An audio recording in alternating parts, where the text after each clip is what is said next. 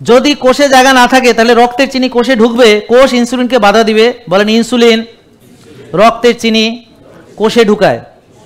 বলেন আমরা চিনি জাতীয় খাবার খেলে, ভাত রুটি ফল দুধ ইত্যাদি, রক্তে চিনি আসে, তো রক্তের চিনি ইনসুলিন কোষে ঢুকায়।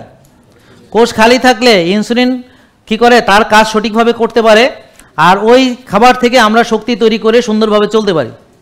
তাহলে যার সুস্থ মানুষ সে খাবে, খাবারটা শরীরে প্রবেশ করবে, সেখান থেকে শক্তি তৈরি করবে, সে এই শক্তি দিয়ে চলাফেরা করবে, তার কোনো রোগ নেই। কিন্তু যার কোষে জায়গা নাই, বলেন কোষে জায়গা নাই, বেশি খাই, খাই জমাই, ব্যায়াম করি না, কায়িক শ্রম করি না, টেনশন করে রাত জাগি, তো যার ফলে কোষে ওভারলোড হয়। এখন কোষ ইনসুলিনকে বাধা দেয় যেন সে চিনি ঢুকাইতে না পারে।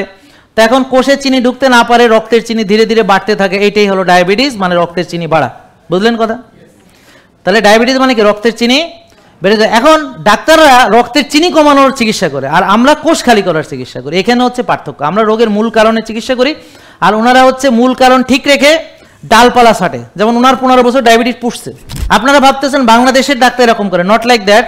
আফ্রিকার ডাক্তার, সৌদি আরবের ডাক্তার, তারপরে হচ্ছে ইটালির ডাক্তার, আমেরিকার ডাক্তার, কানাডার ডাক্তার, অস্ট্রেলিয়ার ডাক্তার, সারা পৃথিবীর সব দেশের ডাক্তাররা একই প্রোটোকল ফলো করে।